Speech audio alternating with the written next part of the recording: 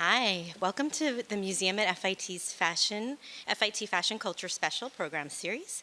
Tonight, it is our pleasure to have fashion industry leaders, Charlotte Cowles, Senior Features Editor of Harper's Bazaar, Becca McCharen, founder of the futuristic fashion line Chromat, stylist Christian Stroble, and photographer Matthew Brooks join us for a discussion of the many ways that collaboration inspires and enriches their work. Tonight's event is organized in collaboration with the School of Graduate Studies and the exhibition The Women of Harper's Bazaar, 1936 to 1958. My name is Lana Bittman, and I'm a graduate student who worked on the exhibition, which explores the collaboration between editor-in-chief Carmel Snow, fashion editor Diana Vreeland, and photographer Louise Dahl-Wolf during their 22 years together at the magazine.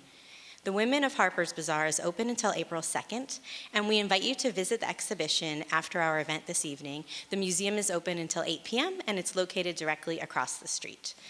I'd now like to introduce our panelists for tonight's event. Charlotte Cowles has been the senior featurettes editor at Harper's Bazaar since December 2014. Her role entails conceptualizing, writing, and editing features for the magazine, which can involve anything from brainstorming ideas for photo shoots to interviewing people such as Kirsten Gillibrand, Kim Kardashian, Solange Knowles, Linda Evangelista, and many others. And yes, they're all very nice. A career highlight, coordinating a conversation and photo shoot with Lena Dunham and Gloria Steinem in Steinem's living room. Prior to Bazaar, Charlotte was senior editor at New York Magazine's The Cut, where she began as an assistant editor in 2010. Before that, she had a smorgasbord of jobs that included staff reporting for the now defunct newspaper, The New York Sun, and freelancing for magazines like Art News and Art in America. She graduated from Columbia College in 2007 with a degree in English and creative writing. Becca McCharen is the CEO and founder of architectural fashion label Chromat. The brand was recognized as a finalist in the 2015 CFDA Vogue Fashion Fund, and Becca is featured in the television series The Fashion Fund, based on the competition that debuted in February on Amazon Prime. Drawing from founder Becca McCharen's background in architecture and urban design, Chromat focuses on structural experiments for the human body. Each style is an exploration of the intersection of architecture, fashion, and technology through innovative garments that augment and enhance the body's performance. This architectural language is the foundation of each garment, from the simplest bikini to the most complex 3D printed dress. McCharen views each garment as armor or scaffolding for the body, empowering the wearer to become the strongest, most powerful version of herself. Chromat has been worn by strong, bold women all over the world, including Beyoncé, Madonna, FKA Twigs, Tyra Banks, and Nicki Minaj. Chromat has also collaborated with tech brands, including Intel and Misfit, and is interested in expanding the world of fashion technology to create garments that act as a tool to empower the body's maximum performance. Christian Stroble is a New York-based fashion stylist, creative consultant, and is the founder and lead designer at Stroble, New York. Christian was born in upstate New York and now lives and works in New York and Paris.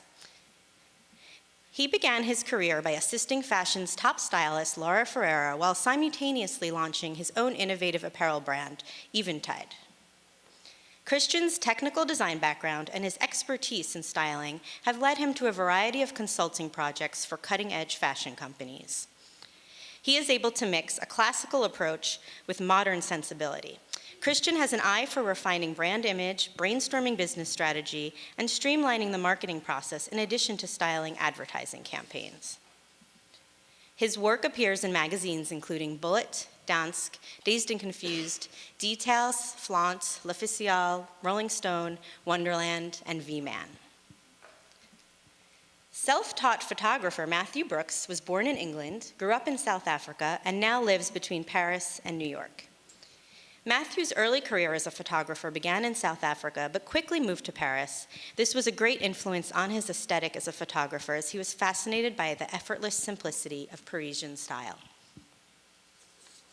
The combination of French simplicity and his love of nature and authentic imagery became a lasting base to his photography. Matthew's goal as a photographer is to capture the soul of his subject. When he has someone in front of his lens, he likes to work from the inside out rather than from outside in. For this reason, he loves to work with actors or models with a sensitive character, as they can be very generous with their emotions. Clients include Armani, Cartier, David Yurman, Burberry, YSL Beauty, Dior Jewelry, Louis Vuitton, and Tommy Hilfiger. Editorial clients include Vanity Fair, Vogue UK, Interview, V-Man, and GQ Style UK. Matthew also published his first book, Les Danseurs, in 2015, based on the ballet dancers from the Paris Opera. Professor Kyle Farmer will moderate our discussion tonight. Jonathan Kyle Farmer graduated from London's Royal College of Art in 2000. Kyle has designed and illustrated for many of the world's leading fashion labels, and for the past 12 years, he has been teaching thesis fashion design, design communication, and portfolio at BFA and MFA levels internationally. His career includes notable consultancies, fellowships, projects, and professional assignments, including the Alexander McQueen Savage Beauty and Prada Schiaparelli Impossible Conversations exhibitions at the Metropolitan Museum of Art in New York City.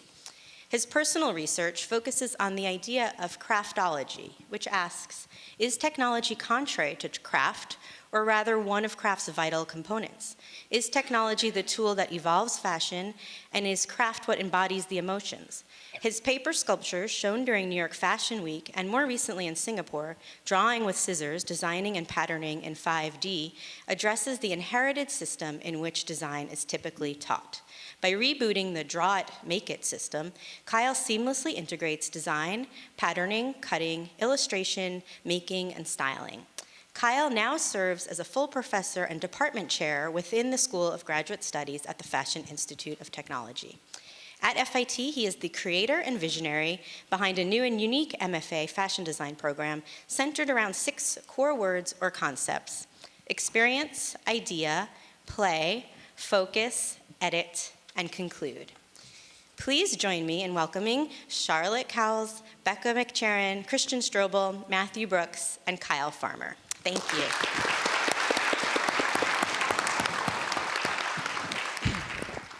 Thank you, Lana, for that wonderful introduction. And indeed, welcome panelists Charlotte, Becca, Christine, and Matthew. So collaboration in fashion. Collaboration has become a very trendy word. It has been for quite some time. So I just wanted to start out with asking you, what does the word collaborate mean to you individually? Maybe we can just answer down the line to start with. So would you like to start? Sure. Is this here? Is this working? No. Sit down, Lana. Hello? Here we go. That was collaboration. Spot on. I would say collaboration means mostly communication. I think it means that you're having a conversation about the work that you're doing, in which more than one person takes part, and it means really thinking and having a conversation about everything that you're doing, so that you're listening to other people's input and allowing it to affect the outcome. Yep. I would say and also thank you guys so much for having me here. It's an honor. For Chromat, the way we work in collaborations, it's an amazing thing where we have an idea, I have an idea, someone else on the team has an idea, but collaborating with people outside of our field, outside of fashion, like technologists, engineers, artists, latex experts, that allows us to take our ideas and really bring it to some whole other place that we couldn't have even imagined, or maybe we don't have the technical skills in that material. So for us, collaboration is a huge part of what we do, and it's actually the funnest part of my job. Working with experts in fields in all different realms is really fun for me. Thank you. Hi, guys. Collaboration to me means working as a team and building the ideas from one person to the next to creating something that you yourself wouldn't think of, and you kind of can move to the next level, a higher level of creating art together as a team. Like me and Matthew, we work on a project together for an editorial or an advertising client, and I'll come up with one idea, but he'll have something completely on the other end, and then we bridge the gap and create something really beautiful. So I think it's just a team. It's building. Yeah. Matthew? I think you on? Yeah, there we go. I think it's like you guys put it together really well. I think from a photography point of view, it's a lot of it starts with maybe the art director you're having a conversation with, or the stylist you're having a conversation with, and then you kind of build from there. You kind of put together both your ideas, the way you're thinking about it, the way you see it, and then eventually it's just, it kind of goes together as a recipe, and you kind of mix it together and see what you can come out with and see what you can agree with. Cool. So that kind of perfectly leads into my next question. So we come from very different disciplines within an umbrella that is fashion. And obviously there's different types of collaboration happens within those things. So my question is, do you typically work in a way that you have an idea and therefore seek out someone to collaborate with? Or there's probably multiple answers to these questions, or do you, stumble upon these possibilities and have the ability to see something special in it and able to focus on it? And again, it's going to be a different answer for each of you, but do you seek out someone to give you the things that you think that you need to collaborate? Or are you open to, the universe finding these people, finding you, and just managing to see that? Or could you give some examples of both? Anyone can answer. I can, I can start. In my job, the process works in a certain way that internally within the magazine, and I'm so grateful for all of the people who manage the visuals, because I come from more of a journalism background. So for me, I don't always think of what the picture should look like. I think of the story. Mm-hmm. So if I have an idea for a story that other people also agree is a good idea, then I will go to our art department and talk to them about ideas that they might have for illustrating it, and together we'll come up with a concept for what that story will actually look like on the page. For me, that's almost the hardest part, because I'm not always the most visual person. The idea of what it will actually look like when you open up the magazine. Then from there, once we sort of figure out who it's going to involve and what we want it to look like, we will approach, if we're doing a profile of somebody, we will approach that person. And often what we want them to do is far more outrageous than what they will ever agree to do. So from there, it's this sort of crazy dance with how much we can get away with. Can you give me an example of one of those crazy things that you try to get away with? Well, I'm trying to think if there's an example that's up there. This is a pretty extreme example, but we did a profile on Melania Trump earlier this year, and we had this crazy idea that we would drape her in a flag, and she was not interested, which I can understand. I would have done that.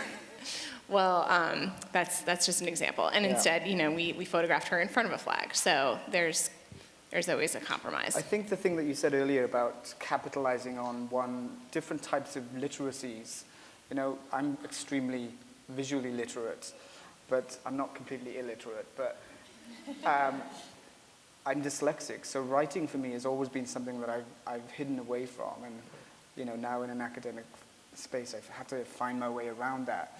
And that collaborative space of being able to talk to people and have a conversation about what their strengths are, I think that's the most important thing to think about in terms of collaboration, is like really capitalizing on what people do well and listening to them.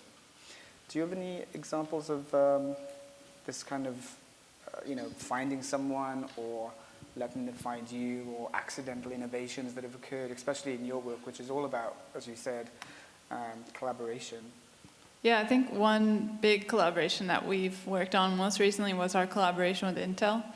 And that came out of just being at an event, like a fashion tech kind of party thing, and just casually talking to this guy about, well, he was an engineer, and I was telling him how we do so much lingerie, and that's the first layer of skin on the body, and being so close to the skin and to all the systems within your body, you can pick up so much data based on the skin and the movement of the body. I was just talking about how lingerie is such a great opportunity to get data, to change the way, and also respond. And he was like, oh yeah, he had a few glasses of wine. He's like, we're developing this battery, this like microprocessor that's, smaller than a quarter. And then his coworker came out and he was like, Lakshman, don't show her that picture. That is top secret. But just from a conversation like that, then we were like, hey, let's do something. It'd be fun to like see where this could go. A few months later, he got in touch, and I was telling him we had thought about an idea of a sports bra that could know if you're getting hot and sweaty, and then it could self-ventilate you so you wouldn't be slowed down by overheating. And so we wanted to make this prototype for a bra that could be working with you and kind of enabling you to achieve max performance. And I had no idea from a mechanical engineering, from an electrical engineering, how that could operate. I had absolutely nothing to contribute. I was just like, I want this to work. I feel like you guys could make this happen. And their engineering team they worked with a shape memory alloy, nitinol, and made kind of sensor bars within our garments. So we kind of sketched it out, put things like placed on sketches where we wanted it to go, and then kind of handed it off to the engineers to figure out the rest. And that was amazing. And I could have never, our fashion team could have never figured that out in an engineering sense. So it was an incredible collaboration. That was amazing. I think the most important thing I got from that was that wine is the most amazing lubricant of collaboration. Totally.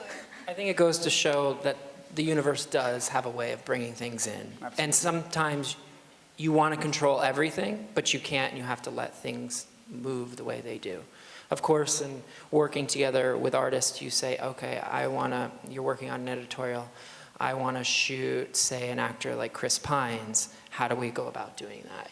Like you pitch it to the magazine you're working with, you talk to the publicist, and you move on from there. That's, But then in a lot of instances, you're at a party or at an event or at a dinner, and someone says something, and it just kind of sparks, and then the magic just happens. I mean, we were just talking about when we were fashion students and how part of being a fashion student for me was being in clubs and making my clothes to go to those clubs and then go to school extremely tired the next day and doing more of the same. And, that collaboration of nightlife and that inspiring you, and then that inspiring your work, and then you meet the right person to go to the shows and all that. Exactly, that's what happened with me. I was here at FIT and went out at night, and then realized I need to get an internship. So one of the photographers that was partying with us out, he was like, be my intern. And from there, I went on one of his editorials. His stylist was like, you're not a photographer intern. You can assist me or intern for me.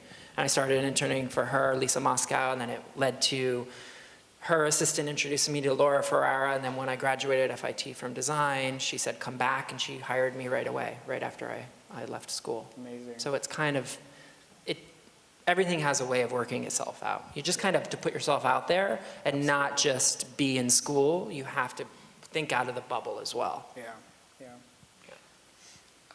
The original question was Just, do you seek out someone to collaborate with, or do you? I mean, again, there's probably both. Like I said, there's probably it works both different ways. Yeah. With certain magazines, they're quite institutionalized.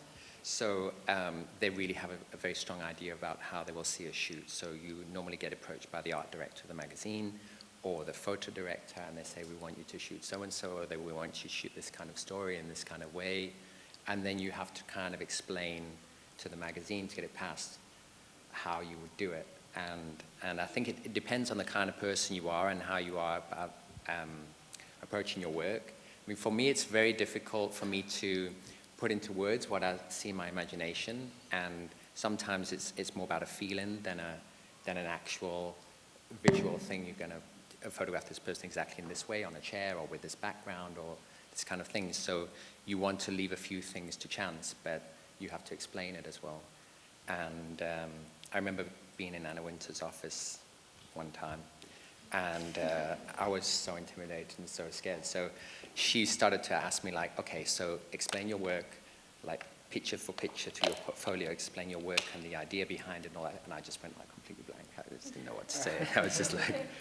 I was like turning the pages in my portfolio, my hands were shaking, and it was just horrible. But I think that certain artists see things in certain ways, and I think people that approach it from a very cerebral way can explain their visual, ideas across, but that people that come from another kind of a more kind of, let's say, feeling aspect, it's more difficult to explain, what you want to do until you actually show them what you're going to do, and then you kind of discuss it from there. So how do you show them? What's your typical tools that you use? For me, I rather show them visually, even if it's examples of other people's work or pictures from books, or I start to talk about movies or this kind of thing. Okay. It's very difficult for me to just put into words, it's going to be like this. And especially when you're generating visuals. Yeah. Exactly. Yeah. And some people, you're saying one thing and you can see them reading a completely different thing. They're not even hearing what you're trying to say. I say that to my students all the time. You're just talking to me, show me. Yeah, exactly. Well, you always have to put, like when you're working on a project for all of us, you have to put mood boards together and images, and so you can explain that idea clearly and efficiently, so if that other person isn't really getting it, they can understand. Thank you. So to move on to something else, I want to talk about how you collaborate with yourself. And I'm going to explain that in a little bit, right? So the creative industries now, we're so under pressure to generate, produce, that there's less and less time to spend time with ourselves, spend time with our research, for fashion designers to design, for writers to write, to musicians to write music. There's plenty of examples of brilliant designers that are just walking away from the labels that they've been hired to design for, simply because they don't have time to design. They are, they're doing multiple labels, they're doing bed linens, all sorts of crazy things. So how do you collaborate with yourself by giving yourself maybe a set of rules to find time to allow inspiration to find you, or don't you? Do you give yourself that time to collaborate with yourself? And again, we can go in order, or whoever wants to jump in. It can be really difficult, to be honest, and I think that actually the best example is the exhibition that's in the museum right now. Carmel Snow was famous for having a great eye for talent and then getting out of the way. And I think sometimes the best way that you can sort of solicit great ideas from other people is to just give them a little bit of space. In terms of my own, I guess, creative process, sometimes my best ideas just come out of, most of my best ideas, there's the cliche, like in the shower thinking, but it really can be just stuff like that, free association, being by yourself. There's a piece up here, the George O'Keeffe story, that came from me just sort of going down this like dark internet hole of George O'Keeffe research because I'm really interested in her, and stumbling across this guy that she was very close with and figured out that he was still alive and sort of tracked him down. So, it can go in many different directions. Mm-hmm. And then also sometimes it really does come from like old-fashioned spitballing. Like you're just sitting around in a meeting and somebody comes up with this idea about birds, and then somebody else is like, oh, there's an exhibition about birds, and then somebody else thinks of a great photographer who takes pictures of birds, Right. Things like that where you're kind of bouncing off each other. So there are many different forms it can take, but to your point, I do think it is important to recognize that sometimes you really do need to step back and take time for yourself. And on the flip side, important to let other people that you're working with have a little room to think about things. Absolutely. Anyone else? Okay. Well, I recently have been giving myself like morning time. Like I do a little meditation, but in that meditation, I just say what I'm thinking about, and just let it just resonate for like 5-10 minutes. And just let the universe kind of take it and bring it back to me. But then I also, like on Saturdays, will sit in the office and give myself time, maybe once a month, to be creative, you know, because I'm juggling styling, so I'm working on all these jobs, and I have the bag line.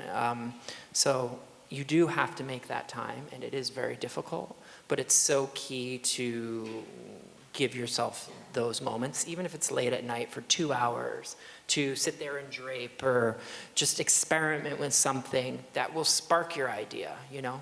But then also give yourself the time where you're quiet and you can let it come to you. Becca? Okay, well, yeah, I would say creative burnout is real. It's something I'm personally always fighting because, I mean, as Chromat grows and people think that we're like a huge team, it's still like 4 people in a small room. One of them is here tonight, Ben. But yeah, the expectations are continuing to build for us, and that like more collections, pre-seasons, exclusive collections for exclusive stores. It's constantly a growing list of to-dos. I mean, all in the best way. Obviously, we're honored that people even care and that want us to design more. But I think it's also weird, as you guys are fashion design students, it's something that I have to deal with, is being creative on command. Like, okay, you have 1 week to design the next collection. That's what you've got. Like, turn it out now. There's not a lot of time where, for the whole 6 months before a collection comes out on the runway, where I get to just sort of be creative at all times. It's really like, this is your sketching week, next week is sampling, and things do pop up along the way, but being creative on demand is difficult sometimes when you just don't have it. But the thing that restores me personally is being around other people who are creative. When I'm not at work, like on weekends or nights where I can just be around other people's creativity, like DJs, musicians, you know, writers, and just see what other people are doing, that's a huge source of renewal for me in different fields, just seeing, you know, a song or anything that inspires me. Okay, thank you. I think that's a great thing what you said about being around creative people, and as a photographer, the creative pressure is enormous, you know, when you're going from job to job to job, and then also you juggle in pre-production, post-production, and you've got to come up with an original idea each and every time. It is that, I would say that's your biggest fear all the time, that you're not going to be able to come up with the original idea or the greatest picture or something like that. And I think a lot of it has to do with you just worry and worry and worry until eventually the idea comes. For me, I'm like between Paris and New York all the time, and me and Christian are involved here in New York, so we're always together. So for me, spending time in Paris really gives me that creative space to kind of be alone, be around my friends, be around people that you can just watch in the street. I think Paris is a very creative place for that, you know, to experience real life and not just experience work and the pressures of work. Mm-hmm. Thank you. So that being said, you know, we to find creative space, and as fashion people who are generally workaholics because it's just in us to be that way, what do you do beyond fashion? What do you look at beyond fashion? For me, I love to read about religion and watch documentaries about UFOs. That's my like geeky thing. To have, I know, don't tell anyone, especially my students.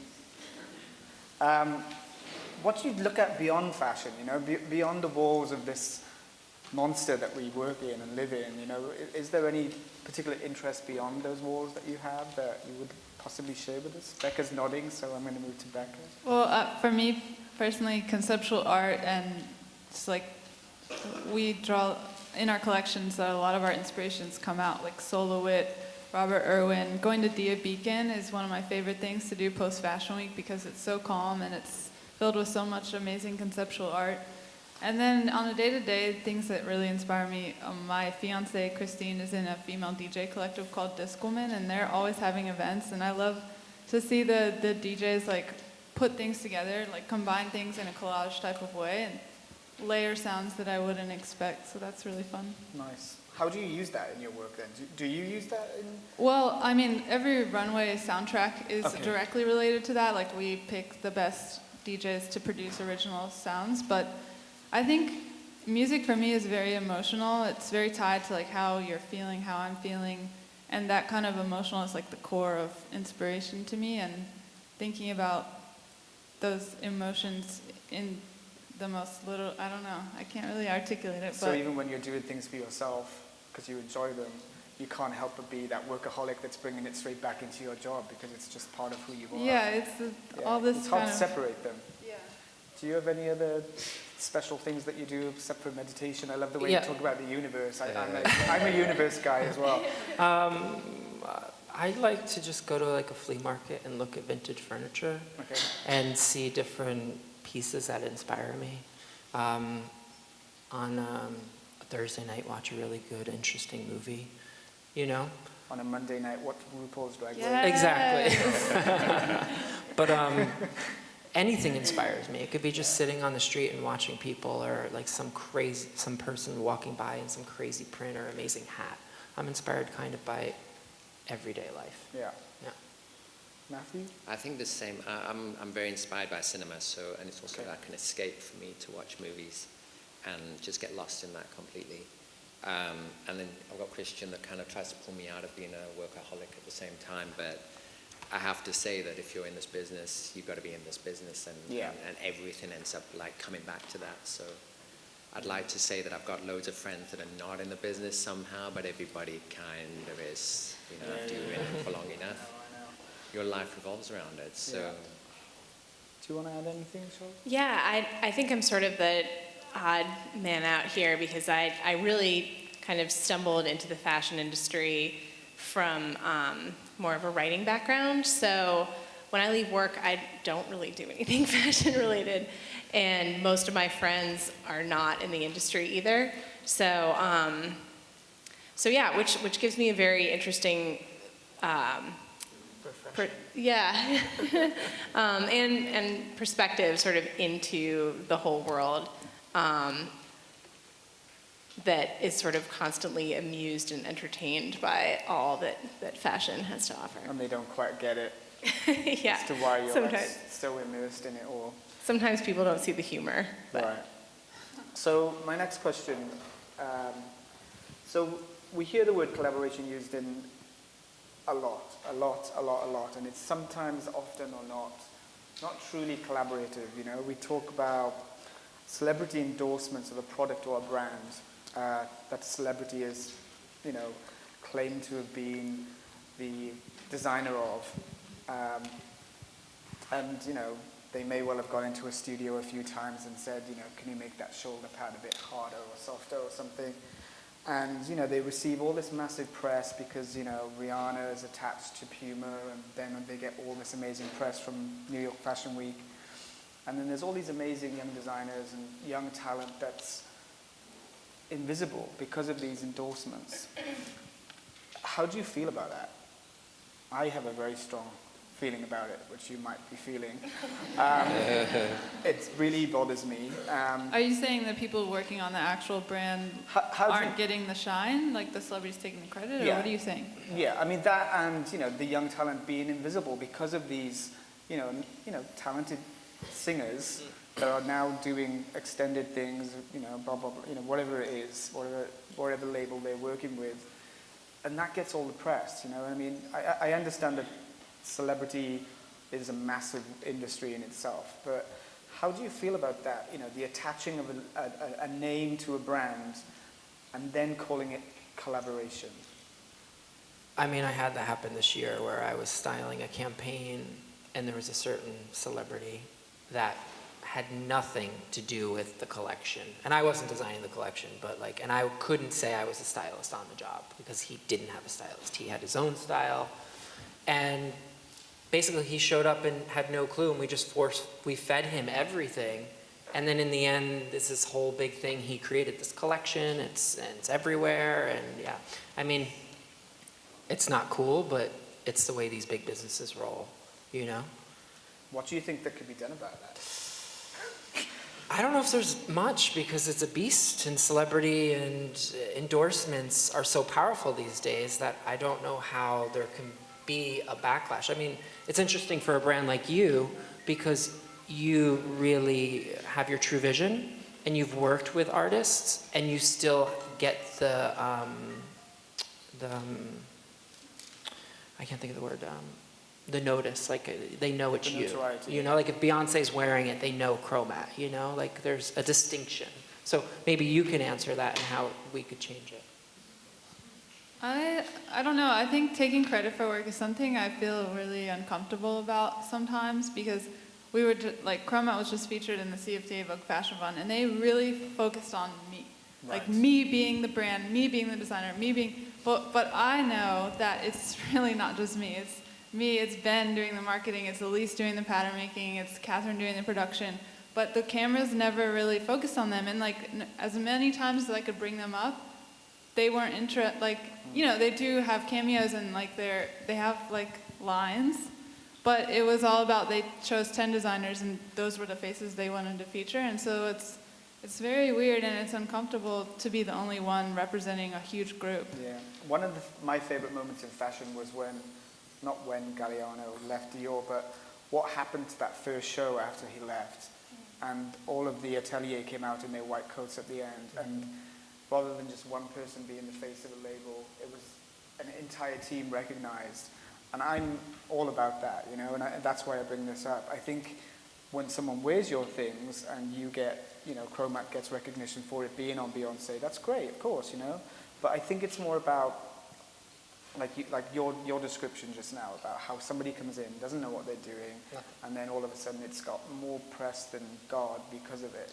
That's something that I really have a strong passion about. But do you feel like people who are like taking jobs at Puma or taking jobs on Rihanna's, I don't know, tour, they know what they're like? They know that Rihanna is going to be the name. They don't expect. I think it's different when you. But they're also getting paid, and then in 2 years they can be like, I did Rihanna's world tour. I think it's different when you're someone that is. Oh, she's asking me questions. There's also already something online about me and Rihanna, so this is really interesting. You've got one of those as well. I think it's a different thing when someone signs up for a job for a label that they know they're working for Rihanna on a tour. I'm talking about when someone like, not her, someone else, they're going to be chasing me down, I swear. When someone else, whoever it might be, let's say Lindsay Lohan, right? You know, someone goes into a brand that doesn't have an ounce of design in their system, and they just need the name to sell the stuff.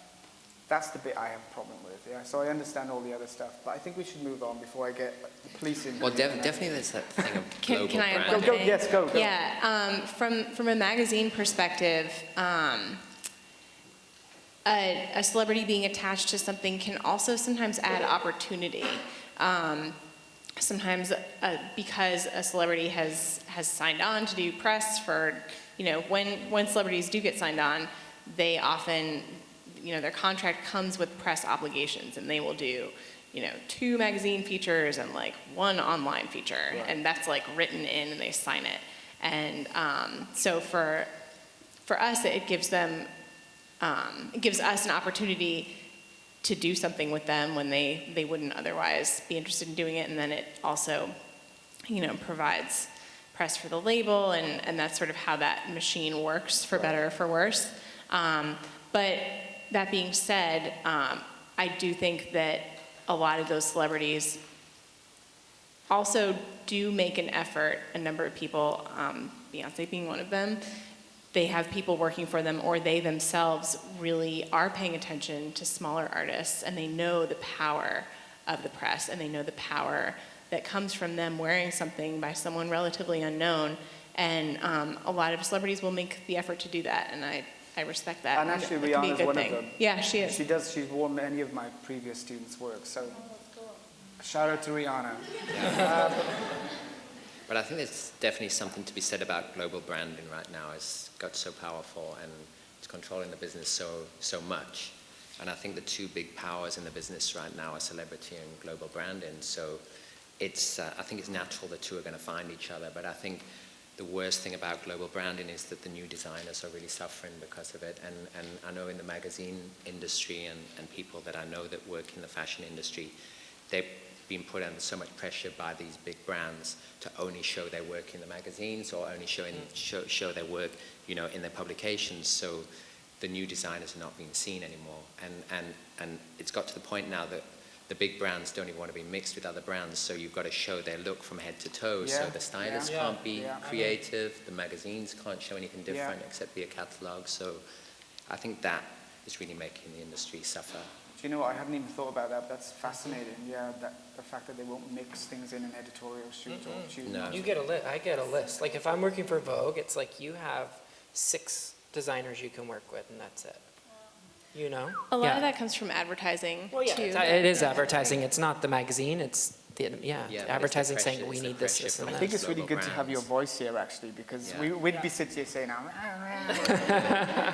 so thank you for grounding us. Yeah. I am on your side. Yeah, no. I totally. I mean, but it's the world has changed. No, but there is something to be said about that, because new designers are not getting seen in magazines, maybe online, which is.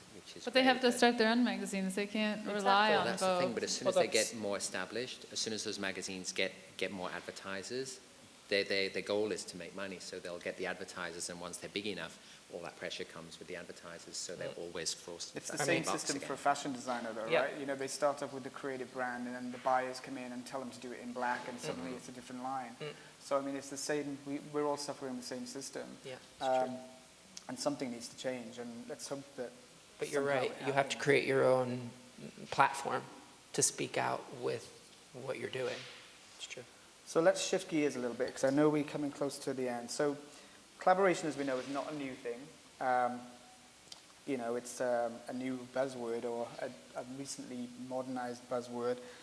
But, you know, we've had some amazing examples of historical collaboration. Dali and Schiaparelli, Saint Laurent and Avedon, McQueen, Nick Knight, Hussein Chalayan, and, you know, very much in your vein with B Consultants, the architectural engineer firm in London, and also models and the designer, you know, Givenchy and Audrey Hepburn, McQueen, Isabella Blow, Kate Moss. I love McQueen, that's why I talk about him all the time. Gaultier and Madonna, right? I found that one this morning. I thought, let's put that in there for a bit of a laugh. Do you have any favorite sort of historical collaborations that you sort of look at and sort of, you know, smile all the time? Because I've got certain ones with McQueen that I go to all the time just because I'm like, I need something just up to lift me up again. Yeah. I think we probably agree. Charlotte Rampling and Helmut Newton. Yeah. You know, just iconic. Those, that's one of them for me. Okay. Bjork and everything she's ever done. That's a true collaborator. She's just greedy, though. I mean, she'll like collaborate with everyone. I mean, she does it all amazingly well. But yeah, I was going to say McQueen and Bjork, but I changed my mind. Anything for you? Yeah, I would say, honestly, Diana Vreeland was an incredible collaborator, and I've obviously gotten to know a lot of her work very well, Yeah. working at Bazaar, but also because she was really pragmatic. And at the end of the day, sometimes when you're working with people, you just have to get it done. You know, you have a deadline, and she really knew how to kind of hold something together with spit and glue and make it work. And I think there's a lot to be said for that. I think also Resourcefulness. Diana Freeland and Alexei Brodovich were amazing people too. Yeah. You know, the photographers they worked with and they inspired really brought, you know, Yeah. they seem to be amazing how they brought the best out in each other. Amazing. So I'm going to end on this question, and we'll open up for Q&A. So I'm an educator, and you know we're in an education space here, you know, FIT. And I believe one of the first real collaborations that we have is with our professors, our student-professor relationships. I had amazing teachers that, you know, even now I still think about some of the things they said to me that sort of, you know, impacted me in a way that at the time I didn't realize, but now years later I go, oh my God, that was amazing. Do you have any like stories that you might be able to share with us about somebody, a mentor or a teacher, I hope so, that you know, did something for you that you call on sometimes? Becca, yeah? I had a professor at the University of Virginia School of Architecture who kind of spawned my whole obsession with scaffolding, and I would say that's the beginning of Chromat. And that was, yeah, I mean, she lives with her partner, a woman who the whole side of they're both architects, and the whole side of their house is glass, and they have this operable scaffolding. The scaffolding stays, but they have operable shade cloth from like farming. You use shade cloth on your farm. And so they can like change their facade dynamically as the weather changes. And obviously I feel like that's kind of directly related to what we do now. Wow. But she invited us all out and like had dinner with the class. And so we were able to see her work and her vision come to life. And Amazing. that was like, first time I was like, wow, these people, like they have ideas and then they make them happen. And Wow. That's awesome. I had a teacher that, it was in, I don't know, a pattern making class. And she wasn't in my class, but we all had our projects, and I did a really shoddy sewing job on the shift dress, but I made this really intricate leather, like fringe shoulder piece with belts and everything, and my teacher was like, that's awful, you did such a bad job. And then my other teacher was like, don't listen to her, you're really talented, you're better than all of these people, so don't ever listen to what these people have to say. Yes, you did a bad job on the sewing, but you have something that other people didn't have. So I took that with me. Nice. Yeah. I had an amazing person that I met in Paris, Serge Girardi. He's the fashion director of Numero Homme. And he'd worked like maybe for 25 years in the business. He's fashion director of Numero Homme, and also at Vogue Homme. And he'd always worked in menswear, and he'd worked with the best photographers in the world. And I kind of met him by chance, and I had just a book of Polaroids, and he looked at the Polaroids and he gave me a chance, and I started to work with him. Amazing. And he started to mentor me, and he was a really, really tough teacher. He never complimented me, just told me everything that was wrong, and come back, do it again, print it again. The best ones. And I learned enormously from him. He told me everything that I know, and how to shoot fashion. I had the same teacher, sorry, I'll let you. I had the same teacher who, for 3 years on my first degree, every day he told me that you are not going to be a fashion designer, you are not going to be a fashion designer, you're terrible, like every day. And I was like, what? I am. And 2 years later, he came to my graduate show at the Royal College of Art, and he came up to me and he said, you're one of the best designers I've ever met. He goes, I just needed to push you. And I just burst into tears, So It's like that movie. Yeah. was there a movie? Out? I really relate to Or that Tuesdays movie with too. Maury or something? It's about the drummer. Yeah. Oh, yes. I mean, that also totally reminded me of my mentor. Charlotte, sorry. I didn't go to school for fashion, so I can't answer this in quite the same way, but I had an editor right when I was starting out who, I worked at a newspaper, and I was an intern at the time, and she called me on a Sunday, and she said, if you can turn this story around in 2 hours, then it'll be on the front page tomorrow. And it was a tiny, tiny little newspaper, so it wasn't a huge deal that it was on the front page, and maybe like 30 people read it. But I did that, and she said, if you can turn in clean copy on time, you will always do well. And I have taken that That's with me. amazing. And I think especially when you work, as I've moved up in a creative industry, a lot of people sort of take stock in like the messiness of creativity, which I believe is part of the process. But at the end of the day, you can't fall to pieces. You have to gather it back up, and you have to produce something. And they can't all be diamonds, but like it really, allow yourself to get weird, but at the end of the day, get it together. Thank you so much. This is absolutely inspiring. So, do we have some questions from the audience? Thank you very much. Okay, so the first question is, I'm guessing for you, Charlotte. Any advice for an inspiring designer and editor? Any advice? Oh, for an aspiring. Oh, yeah. Yeah, Aspire, okay, says okay. inspiring, there you go. For an aspiring designer, I would say if you're in this room, you're already doing the right thing. There are obviously amazing teachers here and incredible, incredible resources.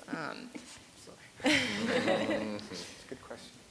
And you're in New York City, which is the fashion capital of the world, in my opinion. Paris, obviously, London. can hold its own. London, fine. So I think you're already doing the right thing. As an editor, it's really, and this probably applies to design as well, you've just got to keep getting your stuff out there. And it's a hustle. Like, it's not easy work. Right. And everybody loves to hear these stories about getting discovered, and, you know, someone swoops down and is like, oh, you're so talented, I'm going to give you a collection at Barney's right away. And that, you know, that takes a lot of work, Yeah. and it never gets easier. Okay, so this next question is a funny one. How do you work with people you collaborate with but annoy you and do not have the same work pattern as you? So I'm guessing they're the same schedule. So how do you work with people that annoy you in collaboration? Shall I? What was that? Because if you work in the fashion business, most people will annoy you anyway, so Yeah. you have to figure out how You to... develop a thick skin, right? And Yeah, you for find a sure. way And there's a around lot of it. egos that you have to... But, you know, everybody's got their own opinion, and I think, you know, a lot of time it's about arguing with people, you know, to come out with great ideas. And some people will have a completely different opinion and a completely different way of approaching things, and it's about marrying those two. You know, it's about that push and pull, and eventually something unique comes out of it. Yeah. So I don't think it should always be harmonious. Absolutely. And I also think don't bring in your personal emotion into it. That's a good advice, I think. You know, you don't get too emotional over something when it's not working. You kind of just breathe and then focus and be smart with your words. Cool. Becca, do you want to add anything to that one? No? Okay, so maybe you can answer this one. How do you manage your time? Are there any tools or tricks that you use to fit in all the demanding work in collaboration with others with a tight schedule? Do you have any tools on managing your time? I would say I came to a talk a long time ago. Fashion designers were talking about the careers, and one of them said, as a young fashion designer, or any fashion designer, don't expect to be designing for your entire day. That about 20% of your, or even less, is creative time. Managing time, I don't know. I'm lucky to have a team that everyone does different things together, so I don't have to run the entire ship by myself. But there was a time where I did, and it was out of my bedroom, and I worked days, nights, weekends, everything. That was my life, and I didn't do anything else. So I think we've all I don't know if I have the best time management skills, just working until you die. Or until you get noticed, and then Yeah. you develop the atelier, you develop the team, but until that moment where you get noticed for being and doing something that you're invested in, no one's going to look at you anyway, right? Yeah. Okay, so this is quite an interesting. Do you have a collaborative dream team? Is there somebody you would love to work with? Bjork. Anyone else? I mean, I think every job is different, so you kind of approach each job, and then when you kind of have the idea, then you pick the people around it. But there's no real formula to everything. You know, I think there's certain people you love that inspire you. There's certain stylists that I work with that really inspire me, and there's certain hair people that I work with really inspire me. But it really depends on the job. Okay. Anyone else? I mean, I would say Stephen Klein for me as a photographer. Yeah. Okay, so I'm going to end on this one. Does anybody have a crazy story or crazy experience about collaboration that they'd like to share? Naming no names. And it all stays here and on the YouTube channel and on... Any crazy stories that you might want to share about an interesting collaboration that went horribly wrong, or... I've got one, but then I can't mention any names, right? That's fine. I think she actually even spoke. Yeah. Oh, I know who this is. Okay. it's a certain celebrity, and it was recent actually, and I think after all these years of being in the business, I thought I could kind of handle most people, especially icy people, kill them with kindness, or ask them questions and just hopefully they're going to crack. But this one she was uncrackable, and she wouldn't even talk to me directly. She would only speak to her assistant and ask her assistant to tell me what she was saying. So it was impossible for me to even make that connection, and I didn't know how to handle it. I still wouldn't know how to handle it because she was ice queen. Anyone else? I think it was funny. Chromat's a small team. We work out of a studio in Brooklyn in Greenpoint, and our studio is filled with artists and sculptors and other kind of. It's an artsy space. And when we had the week before the runway show, we had the Intel team set up in our studio, and it was funny to hear their comments about our working space because Intel is a massive corporation, and I've been to their headquarters. It's corporate. It's like they have like a housekeeper. It's like cubicles. And they were complaining so much, like the toilet paper wasn't good enough, like there wasn't enough trash bins, like no one was, it was really, really funny hearing like they're kind of like slumming it in like an artsy way, but they're engineers, they didn't slum, like that's not their lifestyle. So like bringing the engineering side into a more artistic realm was really funny watching them kind of like figure it out. Wonderful. In my experience, often the toughest part of creating an image, and I'm sure you guys deal with this like in the moment, which is terrifying. But getting celebrities to wear certain clothes, much harder than you would think. Oh, yeah. A surprising number of celebrities will not wear pants, only dresses, and will neglect to tell you that until you get to the shoot. So yeah, I have learned that you have to be so careful about saying exactly what you want people to wear. And to me, I was way too blasé about it at certain points in the past because I was like, oh, they look great in everything, so of course they're going to wear anything. And we get there and they have very, very specific ideas about what looks good and what does not look good and what's on brand. Or their what's not. publicist does, more Yes. importantly. Well, the That's two. very Yeah. important. Tag team. So yeah, that has Okay. led to some sticky situations. I'm actually going to ask you one last thing. So what can you give advice to the students about being a collaborator? Just maybe a one-liner off each of you to close. What advice could you give them about being a good collaborator? I would say just expose yourself to fields that are not your own and just do things that are not in a fashion track. Go outside of that. Don't even work in fashion. Go join the Peace Corps. Do something completely different and come up with new ideas and meet new people in that way. Wonderful. I would say never stop asking questions. Just don't be afraid to sound stupid. Just ask, no matter where you are and who you're with. I agree. I would say when you're collaborating, listen to the other people and then say what you want.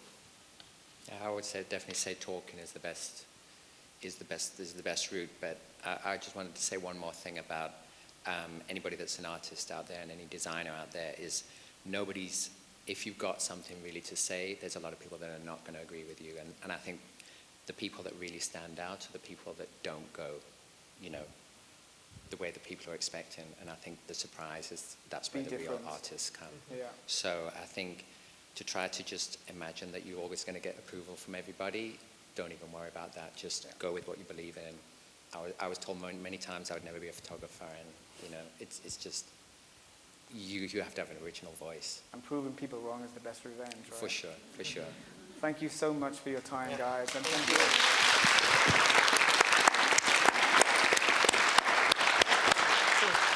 That was great. Thank you. Turn this off now.